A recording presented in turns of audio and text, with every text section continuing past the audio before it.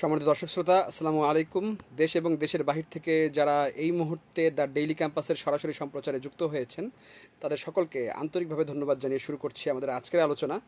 আমরা আজকে আলোচনা করব বেসরকারি শিক্ষা প্রতিষ্ঠানে যারা কর্মরত রয়েছেন, যে সকল শিক্ষক কর্মরত রয়েছেন, তাদের যে বদলির দাবি, সেই বদলির দাবিতে তারা কী কৌশল অবলম্বন করেছেন, কোন পথে আগাচ্ছেন, তাদের আন্দোলনের গতি প্রকৃতি কী, এবং আগামীকালকের যে কর্মসূচি রয়েছে আলাদা গণবিজ্ঞপ্তির দাবিতে শিক্ষকরা এনটিআরসির সামনে অবস্থান কর্মসূচি পালন করবেন, সেই কর্মসূচি তারা কতটা সফলভাবে বাস্তবায়ন করতে পারেন সেই বিষয়ে আমরা আলোচনা করব। দর্শক যারা আমাদের লাইভে যুক্ত হয়েছেন, তাদের কাছে অনুরোধ থাকবে অবশ্যই আমাদের লাইভটি শেয়ার করে দেবেন, কেননা এই বদলির দাবিতে অসংখ্য শিক্ষক, প্রায় 1.5 থেকে 2 লাখ শিক্ষক এই বদলির অপেক্ষায় রয়েছেন। তারা আসলে কিভাবে বদলি হবেন, কোন পথে বদলি হবেন, কি পথ অবলম্বন করছেন, কি কৌশল অবলম্বন করছেন, সেই বিষয়টি নিয়ে আমরা বিস্তারিত আলোচনা করব। দর্শক, আপনাদেরকে একটু তথ্য জানিয়ে রাখতে চাই যে বেসরকারি শিক্ষা প্রতিষ্ঠানে যে সকল শিক্ষক কর্মরত রয়েছেন, বিশেষ করে এনটিআরসি এর সুপারিশে নিয়োগ পাওয়া যে সকল শিক্ষক কর্মরত রয়েছেন, তারা কিন্তু নিজ বাড়ি থেকে শত শত কিলোমিটার দূরে চাকরি করছেন। আমি দেখেছি এমনও শিক্ষক রয়েছেন যার বাড়ি দিনাজপুর, কিংবা পঞ্চগড়, কিংবা ঠাকুরগাঁ, কিংবা নীলফামারী, তিনি চাকরি করছেন চাঁদপুর, কুমিল্লা, কিংবা চট্টগ্রাম, কিংবা ফেনী, কিংবা সিলেট, এরকম অঞ্চলে, অর্থাৎ নিজ বাড়ি থেকে 800, 900, 700 কিলোমিটার দূরে চাকরি করছেন অনেক শিক্ষক। তারা আসলে দীর্ঘদিন ধরে এই বদলির দাবিতে আন্দোলন করছেন। তাদের আন্দোলনের প্রেক্ষিতে শিক্ষা মন্ত্রণালয় একটি পরিপত্র জারি করেছিল, তবে সেই পরিপত্রটি সংশোধনের কারণে সংশোধন করা হচ্ছে, সংশোধন এখনও হয়ে ওঠেনি।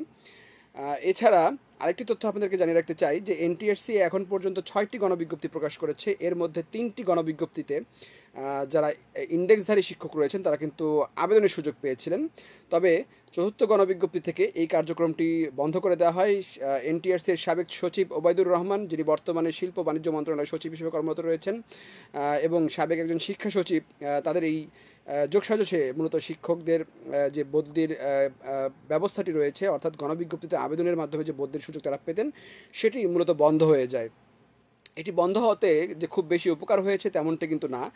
যে উদ্দেশ্যে এটি বন্ধ করা হয়েছিল, মনে করা হয়েছিল যে এটি ইন্ডেক্সধারী শিক্ষকদের আবেদনের সুযোগ বন্ধ করা হলে হয়তো যে শূন্যপদগুলো রয়েছে সেগুলো পূরণ হবে, কিন্তু শূন্যপদ কিন্তু কখনো পূরণ হয়নি, বরঞ্চ দিন যত গিয়েছে শূন্যপদের সংখ্যা তত বৃদ্ধি পেয়েছে।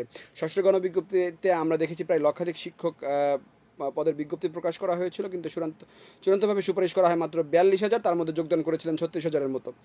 সুতরাং আপনারা খুব ভালোভাবে অনুধাবন করতে পারেন যে এনটিআরসি কিংবা মন্ত্রণালয় যে সিদ্ধান্তটি নিয়েছিল সেটি ভুল সিদ্ধান্ত ছিল, এটি প্রতিমন হয়েছে।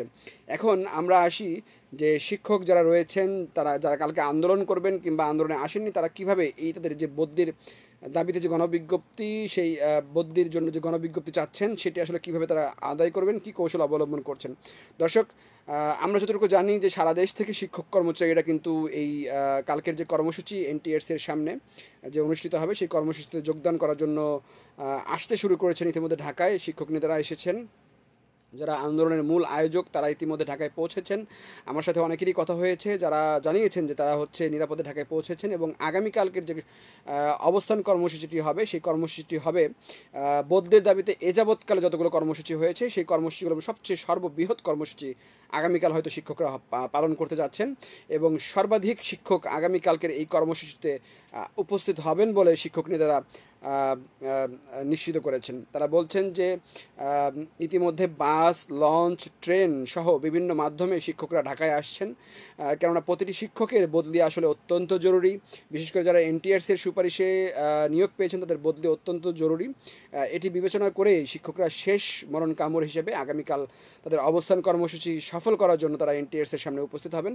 শিক্ষকরা বলছেন যে তাদের কৌশলটি মূলত তারা অবস্থান কর্মসূচি পালন করছেন। এই অবস্থান কর্মসূচিতে যদি তাদের কোনো ফলপ্রসূ সিদ্ধান্ত এনটিআরসি কিংবা শিক্ষা মন্ত্রণালয় না জানায়, তাহলে তারা হয়তো এটিকে লং মার্চ কিংবা অন্য যে কঠোর কর্মসূচি রয়েছে, বিশেষ করে লং মার্চ টু সচিবালয় কিংবা সচিবালয় অভিমুখে পদযাত্রা, কিংবা শিক্ষা মন্ত্রণালয় অভিমুখে পদযাত্রা, বা প্রধান উপদেষ্টার কার্যালয় অভিমুখে পদযাত্রা, কিংবা অনশন, কিংবা আরও কঠোর কর্মসূচি হয়তো আগামীকালকের কর্মসূচি থেকে আসতে পারে।